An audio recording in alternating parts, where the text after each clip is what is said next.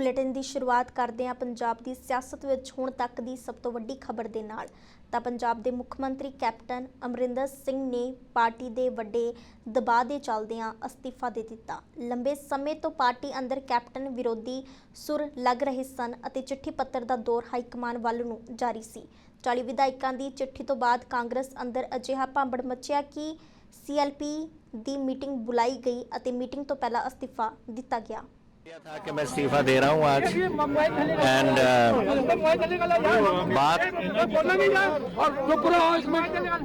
बात ये है कि ये तीसरी बार ये हो रहा है पिछले कुछ 2 महीनों में कि पहले तो MLA को एक बार बुलाया दिल्ली में, दूसरी बार बुलाया दिल्ली में, अब तीसरी बार मीटिंग कर रहे हो। मैं अपने आप को मैं समझता हूं कि मेरे ऊपर कोई एलिमेंट ऑफ डाउट है कि मैं चला नहीं सका या कोई बात हुई, पर आई फील ह्यूमिलिएटेड कि जिस तरीके से ये बात हुई है। और मैं समझता हूँ अगर ये फीलिंग है 2 महीने में 3 बार आपने CL मेंबर्स ऑफ असेंबली के बुलाए, उसका मुझे फैसला मैंने किया कि मैं इसको इस चीफ मिनिस्टरशिप से मैं आज छोड़ दूंगा और जिन पे उनको भरोसा होगा उनको बुला देंगे।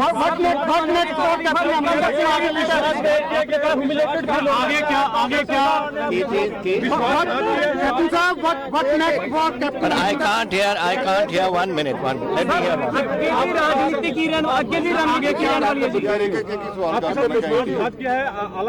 नहीं, I don't take about this. ये पॉलिटिक्स होती है। It is the decision, whatever reason, जितना फैसला था कांग्रेस प्रेसिडेंट ने फैसला किया हो, ठीक है। लड़ाई चल रही थी, लड़ाई के बीच में ही छोड़कर इस तरह का फैसला लिया जाना किसानों के बारे में, ये मैं कमेंट नहीं कर सकता। मैं तो this is not my comment, that is a comment.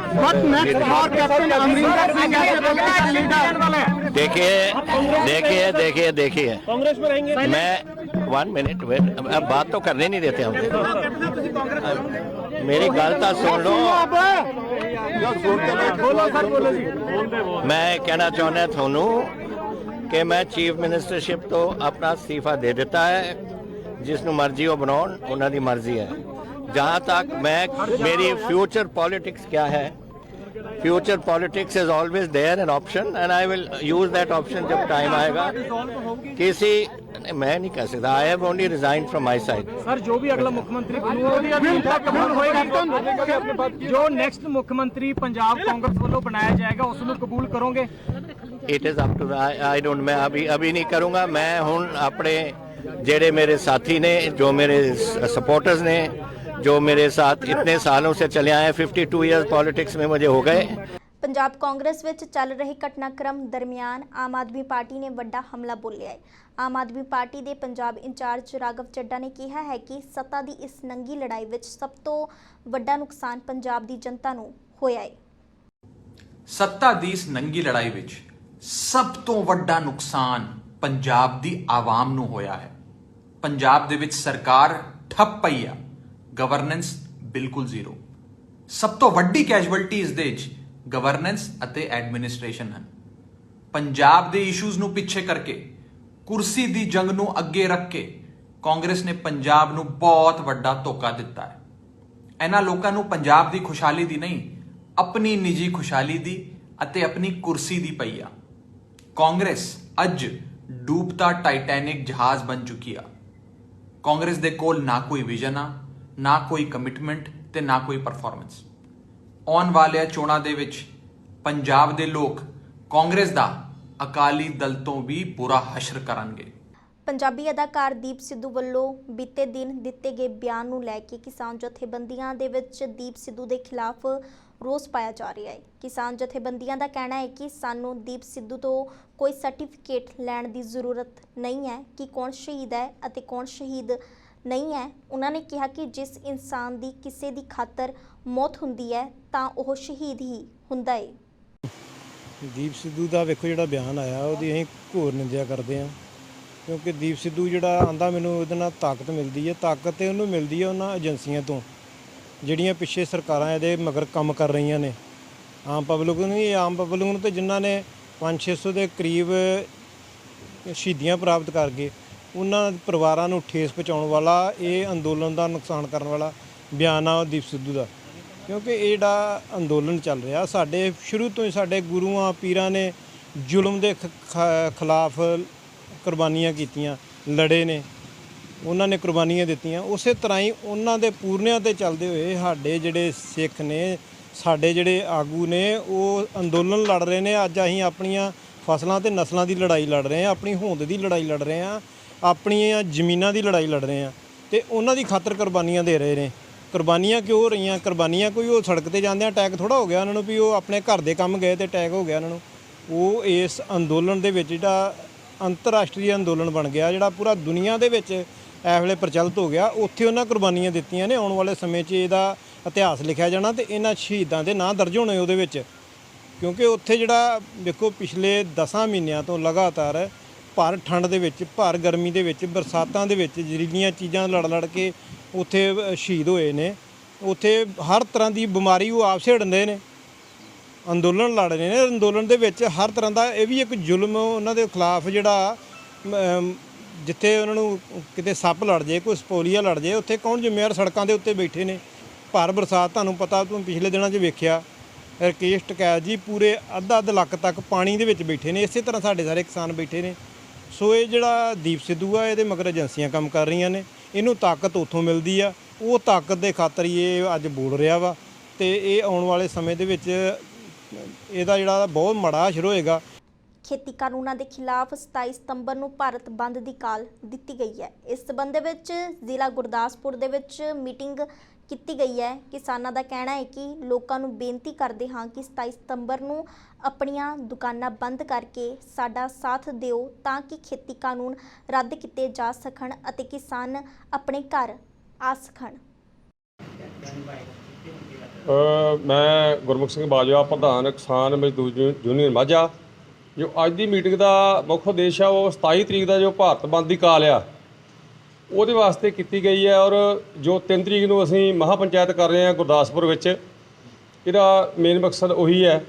ਔਰ ਇਹਦੇ ਸੰਬੰਧ 'ਚ ਅਸੀਂ ਸਮੂਹ ਇਲਾਕਾ ਨਿਵਾਸੀਆਂ ਨੂੰ, ਸਮੂਹ ਦੁਕਾਨਦਾਰ, ਜਿੰਨੇ ਵੀ ਮਤਲਬ ਮੁਲਾਜ਼ਮ ਮਹਿਕਮਾ ਹੋ ਗਿਆ, ਬੈਂਕ ਹੋ ਗਏ, ਦਫ਼ਤਰ ਜੋ ਵੀ ਹੈ, ਅਸੀਂ ਕਹਿੰਦੇ ਕਿ 27 ਤਰੀਕ ਨੂੰ ਪ੍ਰੋਪਰ ਬੰਦ ਦੀ ਕਾਲ ਆ। ਤੇ ਪ੍ਰੋਪਰ ਬੰਦ ਵਿੱਚ ਆਪ ਜੀ ਸਾਡਾ ਪੂਰਨ ਤੌਰ 'ਤੇ ਸਹਿਯੋਗ ਦਿਓ ਤਾਂ ਕਿ ਸਾਨੂੰ ਮਤਲਬ ਬਾਜ਼ਾਰਾਂ ਵਿੱਚ ਜਾ ਕੇ ਦੁਕਾਨਾਂ ਬੰਦ ਨਾ ਕਰਾਉਣੀਆਂ ਪੈਣ, ਬਾਜ਼ਾਰਾਂ 'ਚ ਜਾ ਕੇ ਦਫ਼ਤਰ ਨਾ ਬੰਦ ਕਰਾਉਣੇ ਪੈਣ। ਅਸੀਂ ਆਪ ਜੀ ਦੀ ਸਹਿਯੋਗ ਦੀ ਸਾਨੂੰ ਲੋੜ ਹੈ ਤੇ ਅਸੀਂ ਆਸ ਕਰਦੇ ਕਿ ਆਪ ਜੀ ਸਾਡਾ ਪੂਰਾ ਸਹਿਯੋਗ ਕਰੋਗੇ। ਬੰਦ ਦੀ ਕਾਲ ਇਹ ਆਪ ਜੀ ਨੂੰ ਪਤਾ ਕਿ 27 ਤਰੀਕ ਨੂੰ 26 ਤਰੀਕ ਨੂੰ ਪੂਰੇ 10 ਮਹੀਨੇ ਹੋ ਜਾਣੇ ਨੇ ਇਸ ਸੰਘਰਸ਼ ਨੂੰ ਚੱਲਦੇ ਨੂੰ। ਤੇ ਜਦ ਕਿ ਸਰਕਾਰਾਂ ਟਸ ਤੋਂ ਮਸ ਨਹੀਂ ਹੈ ਤੇ ਉਸ ਵਿਸ਼ੇ ਵਿੱਚ ਹੀ ਇਹ ਜਿਹੜੀ ਸੰਪੂਰਨ ਭਾਰਤ ਬੰਦ ਦੀ ਕਾਲ ਆ, ਇਹ ਕੀਤੀ ਗਈ ਹੈ। ਤੇ ਇਹ ਮਤਲਬ ਇਸ ਤੋਂ ਬਾਅਦ ਵਿੱਚ ਤੁਸੀਂ ਇਹ ਕਹੋ ਕਿ ਜਿਹੜੀਆਂ ਆਉਣ ਵਾਲੀਆਂ ਜੋ ਸੰਯੁਕਤ ਮੋਰਚੇ ਦੀ ਕਾਲਾਂ ਨੇ, ਉਹਦੇ ਉੱਪਰ ਵੀ ਵਿਚਾਰ ਵਟਾਂਦਰਾ ਕੀਤਾ ਜਾਏਗਾ ਕਿ ਹਾਂ ਅਗਲੀ ਪਲਾਨ ਸਾਡੀ ਕੀ ਹੈ। ਸੋ ਇਹ ਪਹਿਲਾ ਝਟਕਾ ਹੋ ਗਿਆ ਸਰਕਾਰ ਨੂੰ ਕਿ ਇਹ ਅਸੀਂ ਭਾਰਤ ਬੰਦ ਦੀ ਕਾਲ ਕਰਕੇ, ਪੂਰਨ ਤੌਰ 'ਤੇ ਭਾਰਤ ਬੰਦ ਕਰਕੇ ਰੇਲਾਂ, ਬੱਸਾਂ, ਜੋ ਵੀ ਆਵਾਜਾਈ ਸਾਧਨ ਨੇ, ਸਿਰਫ ਐਮਰਜੈਂਸੀ ਸੇਵਾਵਾਂ 'ਚ ਲਾਗੂ ਰਹਿਣਗੀਆਂ। ਇਸੇ ਕਰਕੇ ਅਸੀਂ ਇਹਦੇ ਨਾਲ ਇਲਾਕਾ ਨਿਵਾਸੀ ਨੂੰ ਕਹਿੰਦੇ ਆ ਕਿ ਜਿਹਨੂੰ ਬਿਲਕੁਲ ਐਮਰਜੈਂਸੀ ਕੋਈ ਬਿਮਾਰ ਠਮਾਰ ਉਹੀ ਬਾਹਰ ਨਿਕਲੇ, ਅਦਰਵਾਈਜ਼ ਕੋਈ ਬਾਹਰ ਨਿਕਲਣ ਦੇ ਮਤਲਬ ਨਾ ਸਾਨੂੰ ਮਤਲਬ ਪਰੇਸ਼ਾਨੀ ਦੇਵੇ ਕਿ ਅਸੀਂ ਉਹਨੂੰ ਰੋਕੀਏ। ਬੀਤੇ ਦਿਨ ਖਾਲਸੇ ਦੇ ਪਾਵਨ ਅਸਥਾਨ ਤਖਤ ਸ੍ਰੀ ਕੇਸਗੜ੍ਹ ਸਾਹਿਬ ਵਿਖੇ ਵਾਪਰੀ ਮੰਦਭਾਗੀ ਘਟਨਾ ਨੇ ਉਸ ਸਮੇਂ ਨਵਾਂ ਮੋੜ ਲੈ ਲਿਆ ਜਦੋਂ ਸ਼੍ਰੋਮਣੀ ਕਮੇਟੀ ਵੱਲੋਂ ਪੁਲਿਸ ਨਾਲ ਮਿਲ ਕੇ ਪੜਤਾਲ ਲਈ ਬਣਾਈ 5 ਮੈਂਬਰੀ ਕਮੇਟੀ ਨੂੰ ਵਾਪਸ ਬੁਲਾ ਲਿਆ ਗਿਆ ਅਤੇ ਪੁਲਿਸ ਦੀ ਕਾਰਗੁਜ਼ਾਰੀ ਤੇ ਨਿਰਾਸ਼ਾ ਪ੍ਰਗਟ ਕੀਤੀ। ਤਖਤ ਸ੍ਰੀ ਕੇਸਗੜ੍ਹ ਸਾਹਿਬ ਦੇ ਜਥੇਦਾਰ ਗਿਆਨੀ ਰਘਬੀਰ ਸਿੰਘ ਨੇ ਦੱਸਿਆ ਕਿ ਪੁਲਿਸ ਵੱਲੋਂ ਹੁਣ ਤੱਕ ਦੀ ਕੀਤੀ ਗਈ ਪੜਤਾਲ ਵਿੱਚ ਇਹੀ ਨਹੀਂ ਸਾਹਮਣੇ ਆਇਆ ਕਿ ਬੇਅਦਬੀ ਕਰਨ ਵਾਲੇ ਦੇ ਪਿੱਛੇ ਕੌਣ ਹੈ, ਉਸ ਨੂੰ ਇਹ ਘਟਨਾ ਕਰਨ ਲਈ ਕਿਸ ਨੇ ਤਿਆਰ ਕੀਤਾ। ਪਿਛਲੇ ਦਿਨੀ ਜੋ ਤਖਤ ਸ੍ਰੀ ਕੇਸਗੜ੍ਹ ਸਾਹਿਬ ਜੀ ਵਿਖੇ ਬਹੁਤ ਹੀ ਮੰਦਭਾਗੀ ਹਿਰਦੇ ਵਿਦਕ ਘਟਨਾ ਵਾਪਰੀ ਸੀ ਔਰ ਦੋਸ਼ੀ ਨੂੰ ਪੁਲਿਸ ਦੇ ਹਵਾਲੇ ਕਰ ਦਿੱਤਾ ਗਿਆ ਸੀ।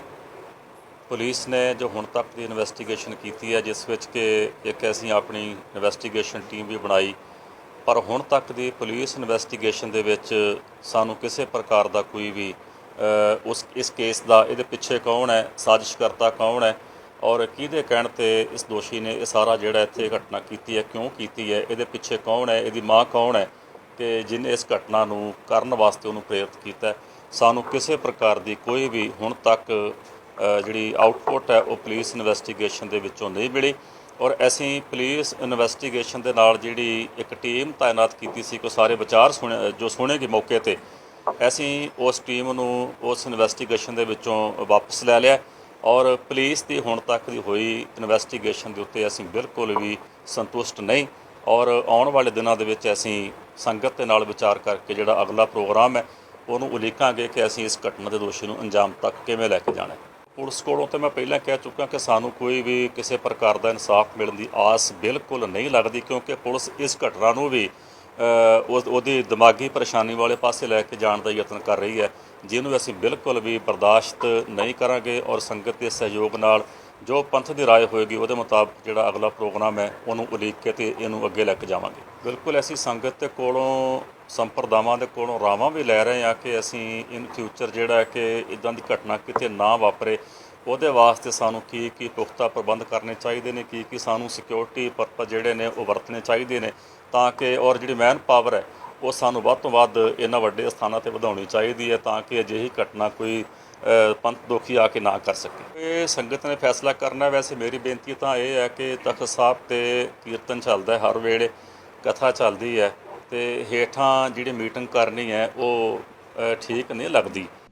ਕੇਂਦਰ ਸਰਕਾਰ ਨੇ ਸੰਸਦ ਤੋਂ ਬਿੱਲ ਪਾਸ ਕਰਾ ਕੇ ਜੰਮੂ ਕਸ਼ਮੀਰ ਤੋਂ ਧਾਰਾ 370 ਅਤੇ 35A ਹਟਾ ਦਿੱਤੀ ਸੀ। ਜੰਮੂ ਕਸ਼ਮੀਰ ਦੇ ਰਾਜਨੀਤਿਕ ਦਲ ਪ੍ਰਦੇਸ਼ ਦੇ ਪੁਨਰਗਠਨ, ਰਾਜ ਦੇ ਦਰਵਾਜ਼ੇ ਵਿੱਚ ਹੋਏ ਬਦਲਾਅ ਅਤੇ ਧਾਰਾ 370 35A ਹਟਾਏ ਜਾਣ ਦੇ ਵਿਰੋਧ ਵਿੱਚ ਹਨ। ਪੀਪਲਜ਼ ਡੈਮੋਕ੍ਰੈਟਿਕ ਪਾਰਟੀ ਦੀ ਪ੍ਰਮੁੱਖ ਮਹਿਬੂਬਾ ਮੁਫਤੀ ਮੁੜ ਘਾਟੀ ਵਿੱਚ ਸਿਆਸੀ ਰੂਪ ਨਾਲ ਸਰਗਰਮ ਹੁੰਦੀ ਨਜ਼ਰ ਆ ਰਹੀ ਹੈ। ਮਹਿਬੂਬਾ ਮੁਫਤੀ ਨੇ ਇਹ ਵਿਸ਼ਵਾਸ ਜ਼ਾਹਿਰ ਕੀਤਾ ਕਿ धारा 370 ਅਤੇ 35A बहाल होवेगी। तरह छीना गया नाजायज तरीके से, गैर कानूनी तरीके से, गैर आईनी तरीके से, उसके लिए हम सबको कमर बस्ता होना है। न सिर्फ 370 और 35 से बल्कि इसको सूद के समेत वापस लेना है क्योंकि ये हमसे चुराया गया है। ये किसी कानून के तहत हमसे नहीं छीना गया है बल्कि जो हमारा आईन है, इस मुल्क का आईन है, उसकी भी तोड़ फोड़ की गई है। तो इसलिए हम अपने वर्कर्स से, दूसरों से बात ये करना चाहते हैं कि हमें इकट्ठा होना है। अगर हम इकट्ठे होके इसके लिए जद्दोजहद नहीं करेंगे, मसले कश्मीर हल करने के लिए जद्दोजहद नहीं करेंगे, एक तो हमारे जो लड़के हैं, मैंने सुना यहाँ राजौरी में भी कई एनकाउंटर हुए, कई लोगों ने बंदूकें उठाई हैं, इस तरह मारे जाएंगे और उसके साथ दोबारा हमारी जो हस्ती है, जो जम्मू कश्मीर के लोगों की हस्ती है, जो हमारा वजूद है, उसको पूरी तरह से ये लोग ख़त्म कर। पार्टी तो लड़ेगी मगर मैं जो खुद बजाते खुद मैंने ये कहा है कि मैं लोगों को ये मैसेज देना चाहती हूँ कि मेरे लिए 370 35 से या मसले कश्मीर हल करना कोई स्लोगन नहीं है। मैं वाकई इसमें बहुत सीरियस हूँ, संजीदा हूँ और इसलिए तब तक इलेक्शन नहीं लड़ूंगी जब तक ये वापस नहीं आता है। ਦਿੱਲੀ ਸਿੱਖ ਗੁਰਦੁਆਰਾ ਪ੍ਰਬੰਧਕ ਕਮੇਟੀ ਦੇ ਸਾਬਕਾ ਪ੍ਰਧਾਨ ਮਨਜਿੰਦਰ ਸਿੰਘ ਸਿਰਸਾ ਦੇ ਪੰਜਾਬੀ ਗਿਆਨ ਤੇ ਸਵਾਲ ਚੁੱਕ ਕੇ ਅਦਾਲਤ ਪੁੱਜੇ ਹਰਵਿੰਦਰ ਸਿੰਘ ਸਰਨਾ ਨੇ ਹੁਣ ਉਹਨਾਂ ਦੇ ਪੰਜਾਬੀ ਗਿਆਨ ਵਿੱਚ ਫੇਲ ਹੋਣ ਦਾ ਦਾਅਵਾ ਕਰਕੇ ਇਸ ਮਾਮਲੇ ਨੂੰ ਗਰਮਾ ਦਿੱਤਾ ਹੈ। ਇਸ ਤੋਂ ਉਲਟ ਸਿਰਸਾ ਦਾ ਕਹਿਣਾ ਹੈ ਕਿ ਉਹ ਇਸ ਟੈਸਟ ਵਿੱਚ ਪਾਸ ਹੋਏ ਹਨ। इसका टेस्ट के मैं वहाँ बैठा था डायरेक्टर साहब के कमरे में, मनजिंदर सिंह सरसा भी वहाँ पर पहुँचा। पहले तो ये थोड़ी सी बहस बहस करना लगा कि कोई कानून नहीं है कि आप मेरा पंजाबी का ये गुरमुखी का टेस्ट लो। उन्होंने कानून की धाराएं सारी इसको पढ़ा दी तो इसने अपनी जिद को खत्म करके कहा जी आप मेरे को पढ़ा सकते हो।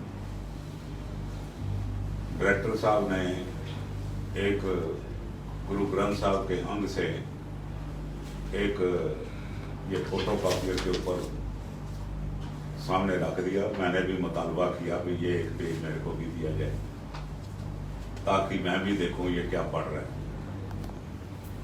जब उसने पढ़ना शुरू किया इसको ये तो मालूम पड़ गया ये पंजाबी में गुरमुखी में लिखा हुआ है, पर इसको ये बिल्कुल नहीं मालूम पड़ रहा था ये गुरमुखी में क्या लिखा था।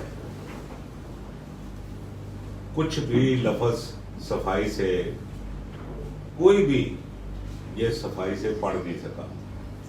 और आपके ज्ञात के लिए मैं कह दूं, इसमें किसी के भी झूठ बोलने की कोई गुंजाइश नहीं है, क्योंकि ये सारी कार्रवाई की वीडियोग्राफी हुई है। मैं कुछ झूठ बोलूंगा मेरा भी पकड़ा जाएगा, वो कुछ गप फांकेगी वो भी पकड़ी जाएगी, क्योंकि ये डायरेक्टर साहब के हुक्म से ये सारी कार्रवाई पुलिस पहरे में हुई और किसी और को वहाँ नहीं जाने दिया, स्वाय उनका कुछ स्टाफ थे या कोई टीचर थे।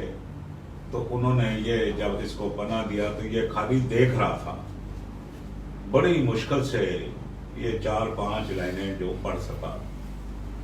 और जैसे नालायक बच्चे इम्तिहान के बाद सूखा सांस लेते हैं, तो इसने सूखा सांस लिया, भाई ये मेरे अब पढ़ाई खत्म हुई है।